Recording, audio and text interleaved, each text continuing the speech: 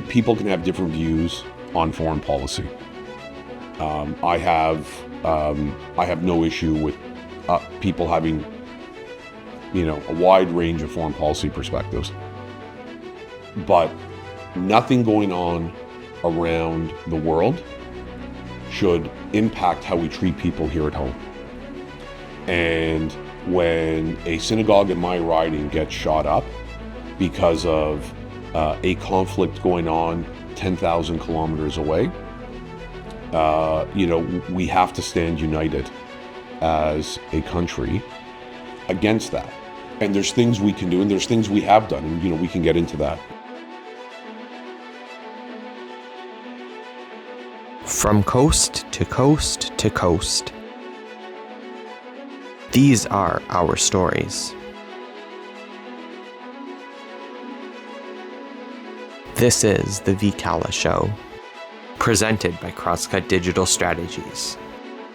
Hello everyone, and welcome back to the VCalla Show, presented by CrossCut Digital Strategies. I'm Vincenzo Calla, creator of VCalla Productions, and today I'm excited to be joined by MP Vince Gasparro, the Member of Parliament for Eglinton Lawrence in Toronto, also the Parliamentary Secretary to the Secretary of State for Combating Crime. Thank you, MP Gasparro, for your time. Thank you for welcoming me into your Parliament Hill office, and it's a pleasure to be sitting with you today. Well, it's great to be here with you, Vince, and I won't forget your name, so that's the good news.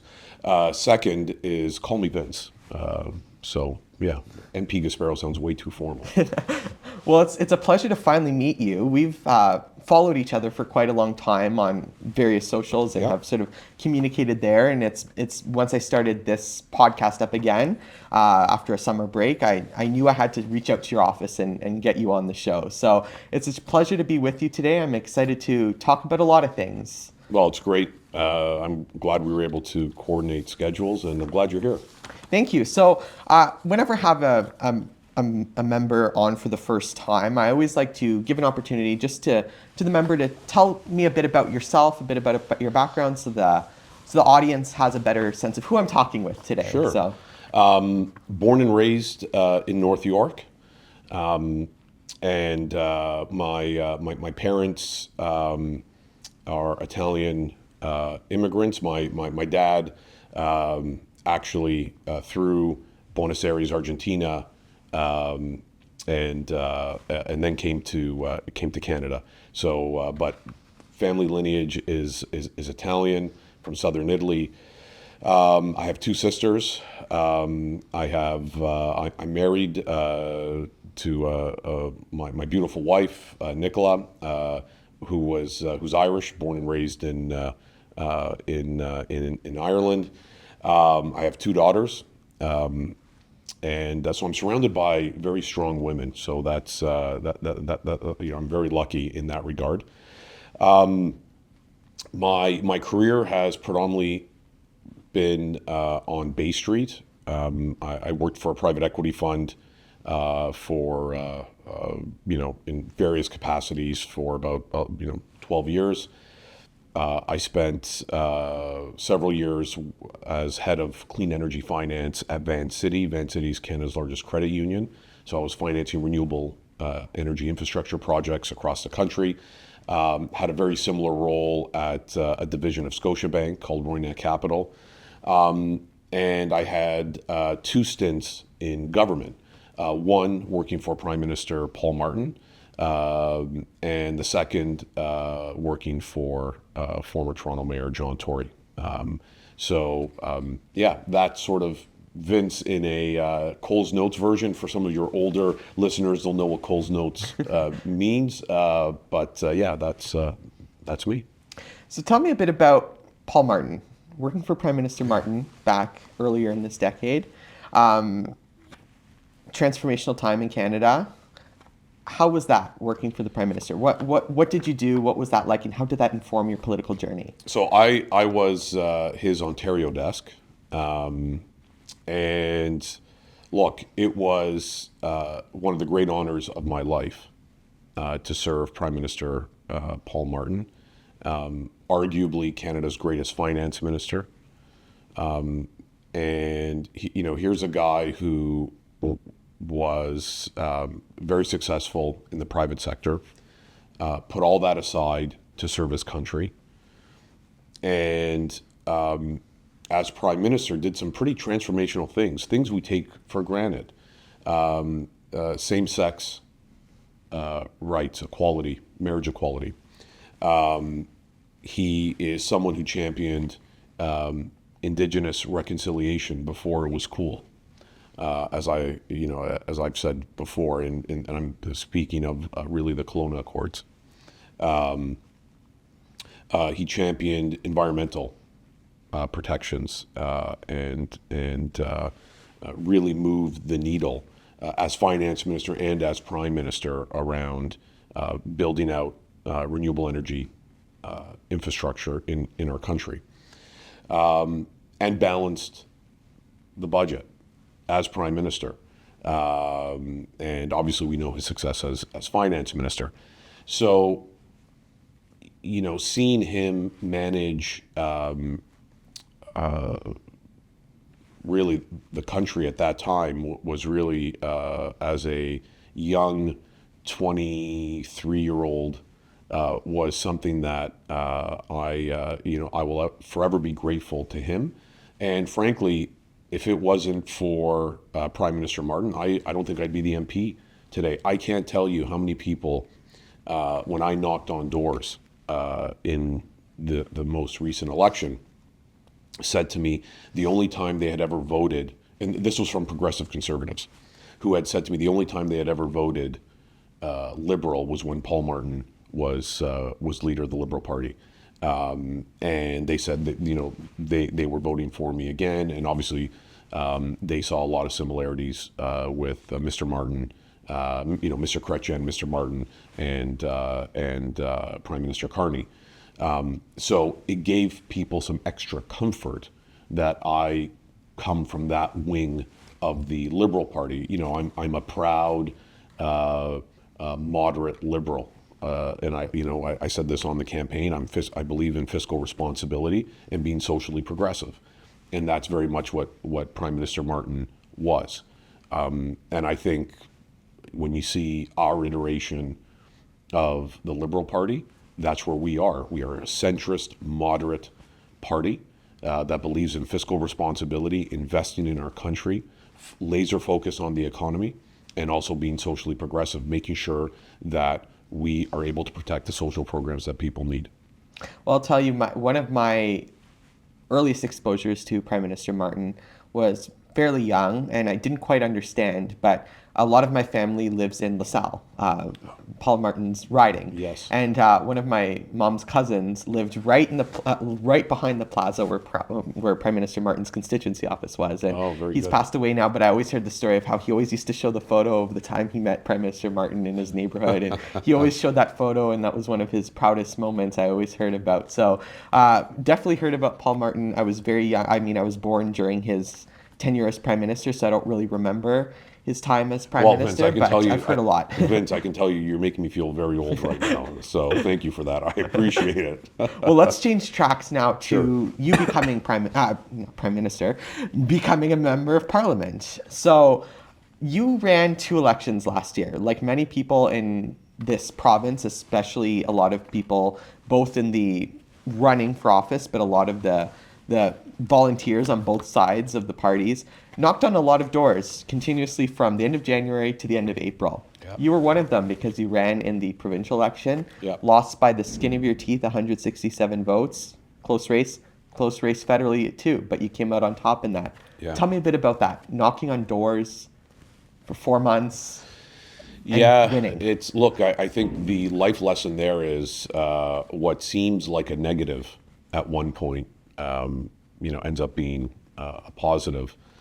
So, and I think you summarized it perfectly. I ran in the provincial election, and the reason I ran is I brought my daughter, Isabella, to Sunnybrook Hospital. She was having an allergic reaction, and we were near Sunnybrook Hospital, so we just literally went a few blocks into the emergency room and got great care, stabilized, and thank God everything was fine. But while we were there, we had to be monitored in the emergency waiting area. And it was, we were there for about 4 hours because they wanted to make sure that there wasn't a relapse or any additional complications. And while I was there, I saw a clock on the wall, and it said how long it was before you could see an emergency room doctor. And by the time I left, it said it was about a 12-hour wait to see an emergency room doctor. And over the course of 4 hours, while I was in the emergency waiting area, it was total chaos. There were people checking in for cancer treatment. There were people coming in with gunshots. There were people coming in with clearly addiction issues. People with gunshots, gunshot wounds coming into the emergency waiting area. And it was just total chaos. So we finally leave, and we're driving home, and I'm relieved, and I have talk radio on, and someone comes on and says the provincial government is running the largest deficits in Ontario's history. And I was thinking, well, how can you be running the largest deficits in Ontario's history, and the number one budget item and responsibility of the province of Ontario is healthcare, and that's the state of our healthcare system? And so I spoke to family, spoke to friends, and ended up deciding to run in the upcoming provincial election.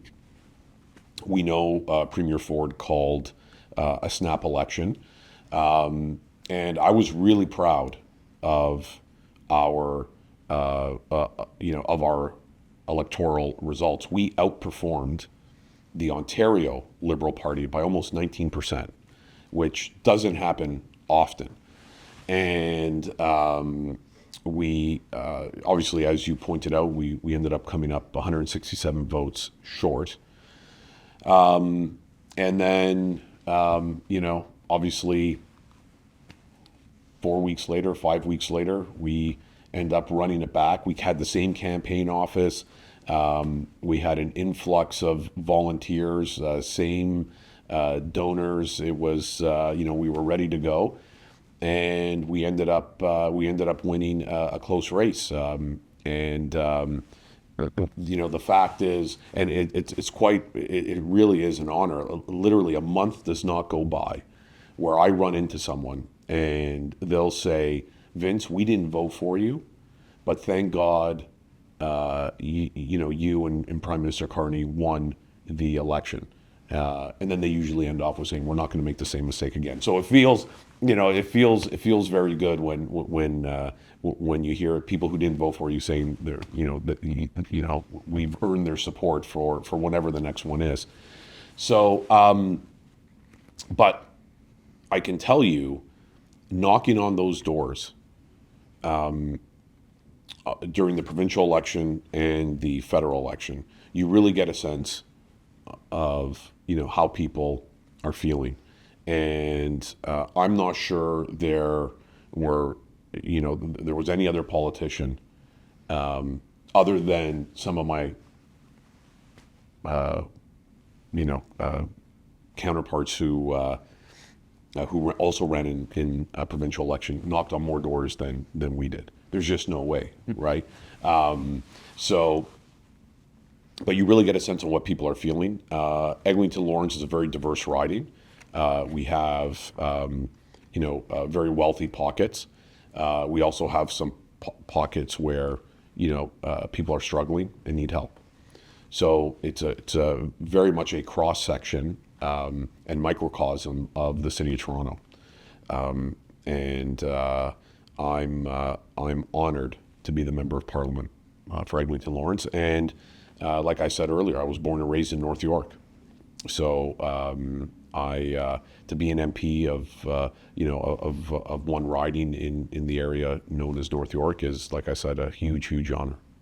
Well, I'm glad you brought up a bit about the riding itself, because that was my next question, and just hearing what they're facing. And you're facing a lot of issues in your riding. And One of them that I wanted to bring up with you, because I know you're a very strong advocate and I followed it closely and I've done a lot of work behind the scenes, but I'm trying to really get out there and talk more about, is supporting the Jewish community. The past couple of years has been incredibly difficult for the Jewish community. You're the third largest Jewish community, Jewish riding in Canada.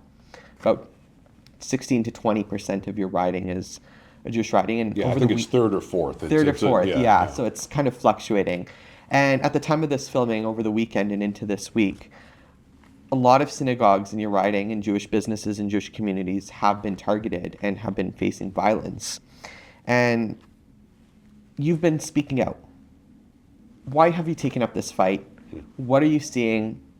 What can we do to support our Jewish neighbors? Yeah, so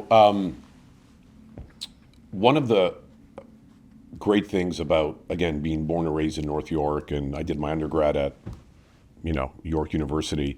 I have friends who I went to undergrad, I did my undergrad with, who are Jewish, who also live in my riding. And, my views really haven't changed on this. The reason I took up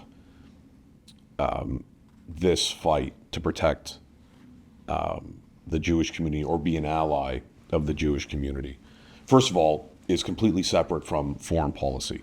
And if you notice, and I've said this to my Jewish friends, and I say it to people, if you look at my public comments, I really don't comment on foreign policy. And if there's a time where I have to, and I will, I'll make my views. I have a very big mouth, Vince, and I'm not afraid to use it. I will make my views very clear. The reason I focus on the domestic front is we have more control over it.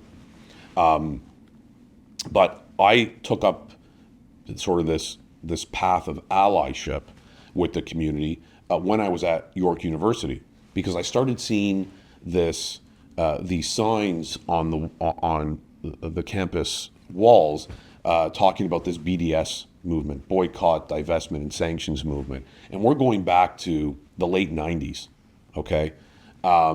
And there were people trying to boycott Jewish academics from speaking at conferences. They were trying to cut off the flow of capital, and I started doing some research on what this was, and it was anti-Semitism. Like, it was just blatant anti-Semitism. And I remember talking to my Jewish friends, my non-Jewish friends, and it just seemed weird to me that people would have these views at the time, what I thought was a modern Canada. So I sort of started taking up that view, and I started having that support, learning about having support for the community, and I'm proud to do it. Just yesterday there was a private member's bill on the floor of the House of Commons that was a thinly veiled BDS type of piece of legislation that the overwhelming majority of the House of Commons voted against. And look, people can have different views on foreign policy. I have no issue with people having a wide range of foreign policy perspectives, but nothing going on around the world should impact how we treat people here at home. And when a synagogue in my riding gets shot up because of a conflict going on 10,000 kilometers away, we have to stand united as a country against that. And there's things we can do, and there's things we have done, and we can get into that at some point. But anyways, I'll let you move on to another question if you want, or you can let me expand on it. It's your call. Well, and I think it's a really important conversation, and I think I would like to keep talking about this a little bit because, you're completely right. That's the thing that has boggled my mind the most. Why is a conflict happening 10,000 miles away, impacting members of our community that stand strong, that contribute to our community, and are being targeted blatantly for their religion. And anti-Semitism is on the rise because of something that's happening thousands of miles away. Yep. In a country like Canada, we're told we're supposed to be better, but we see these people out on the streets causing issues. For sure. It is ridiculous. Yes, absolutely. So look, there is a global rise in anti-Semitism, and I'm glad you pointed that out. I think it was just yesterday, there was a shooting outside of a synagogue in Baltimore. There are Jews around the world are being targeted. And here in Canada, there are 400,000 members of the Jewish community. A lot of those members of the community and their ancestors came to this country with nothing. And through sheer grit and hard work and determination, helped build this country. We owe the Jewish community a debt of gratitude. And they don't deserve this. So how do we combat this global rise in anti-Semitism? And it's going to take all levels of government to do their job. This just isn't one levels of government responsibility. There's all three levels have to work together on this. So we made an announcement yesterday where we are providing direct funding to the Jewish Security Network to help coordinate security around different shuls and schools. So that's piece one. Piece two, we're providing direct funding and have been providing direct funding for capital expenditure offsets for shuls and schools to make sure that they have cameras, bulletproof glass, reinforced doors, gates, traffic mitigation, etc. So that's from a CapEx perspective. We also have significant pieces of legislation. The fact of the matter is, the federal government does not enforce the laws. And I'm going to say it again. The federal government does not enforce the laws. If we have to enforce the laws because there's been a breakdown, that means the military's on the street. Having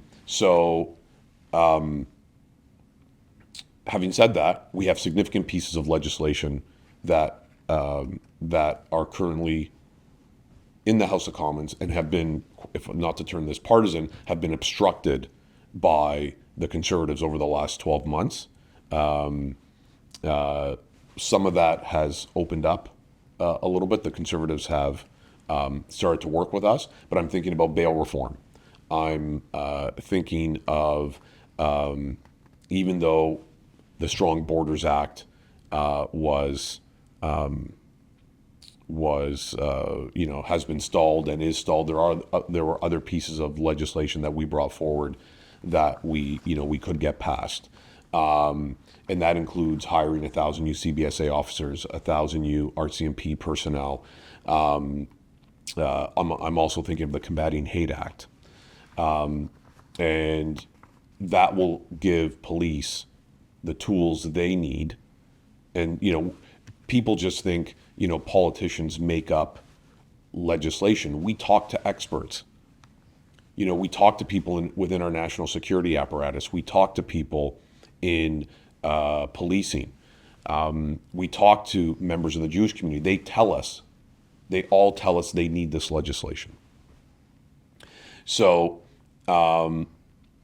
that's what we've done from a legislative front. And then from a tone front, there have been outspoken members of parliament like myself. The Prime Minister himself has been very clear on the unacceptable rise of anti-Semitism, not only around the world, but here in Canada.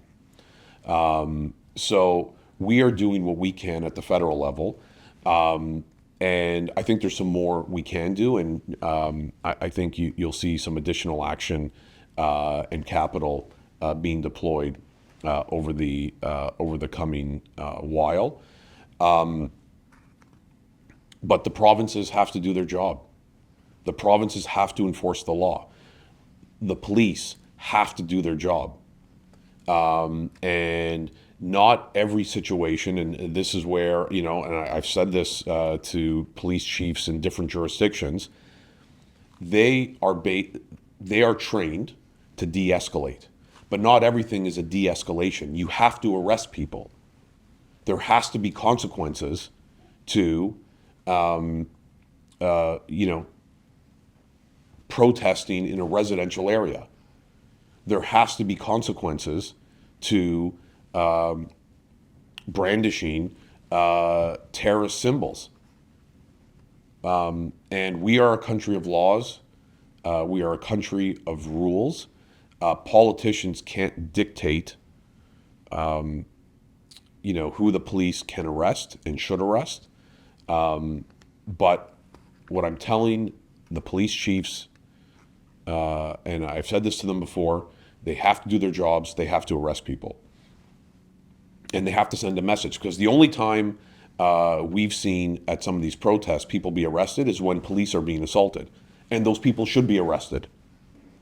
But, someone who is, harassing members of any community, but in this particular instance, the Jewish community, those people should be arrested. So bottom line is, we are giving police additional tools. We are giving police and our national security apparatus other powers, and we are providing them with the tools they need to go after the bad guys, and we expect them to put them away. Well, thank you for bringing that up, and that ties into some of your work and your role as the Parliamentary Secretary to the Secretary of State combating crime.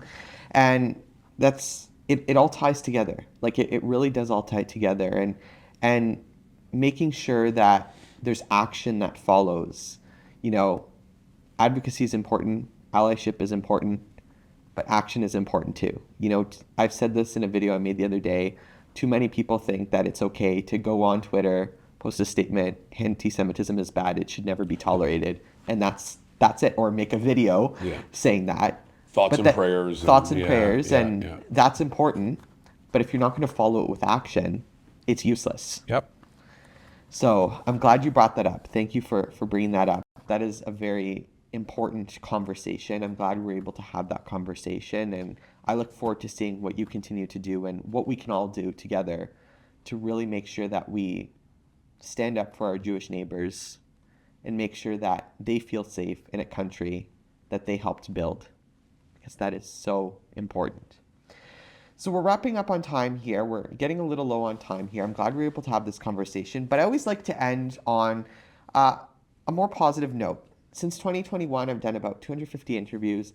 In many of those interviews, the first time I've interviewed somebody, I always ask if you can give a bit of advice to my audience. I have a strong network of youth watching, young political people, young people interested in civic action, and young people starting their lives. I always like to ask, what's some advice, political or any advice you'd like to give my audience today? It's a great question. First thing is, get involved. And my definition of getting involved means get off your phone, right? Don't worry about sending that next tweet or posting that next Instagram or TikTok video. Nobody cares. I've got to tell you, and I mean this from the bottom of my heart, no one is going to care about some tweet that you had to get out right now, 5 or 10 or 15 or 20 years from now. What will matter is getting up and getting involved either with a political party, a not-for-profit, a charity, do something that actually enhances your life. And that means getting involved, seeing people. Second thing is, and this seems like a no-brainer, but continue to get educated, right? There seems to be this push on some, right-wing parts of the internet where, university is somehow useless and all that. That is bullshit. That is total bullshit. Go to university, get educated, learn, meet your fellow students, enjoy university life. I can't say how critical that is, because you're learning from qualified professors who are teaching you, providing you information and from qualified sources, unlike some post on Facebook. I can't tell you, if you don't believe me, go on Twitter. Whenever there's an economic issue, all these economic geniuses come out on Twitter. Whenever there is some issues on anti-Semitism, all these geniuses come out and have all these great law and order solutions. I can tell you 99% of them have no idea what they're talking about, and it's all clickbait. So get educated, get involved in civil society, get involved with a political party, get involved with a charity, a not-for-profit. You'll be better for it. Well, thank you for bringing that up. Thank you for the advice. Really appreciate it. My audience really appreciates it. It's funny, the last couple of years, everybody's an expert in geopolitics now. Everybody knows about geopolitics. Absolutely. Everyone is Henry Kissinger, and is playing three-dimensional chess, and it is remarkable. It really is. So, well, that's a good message. Get involved, pay attention, learn, have those conversations in real life. Yes. Because in real life is where the people are, where the knowledge is, and you'll be better off for it.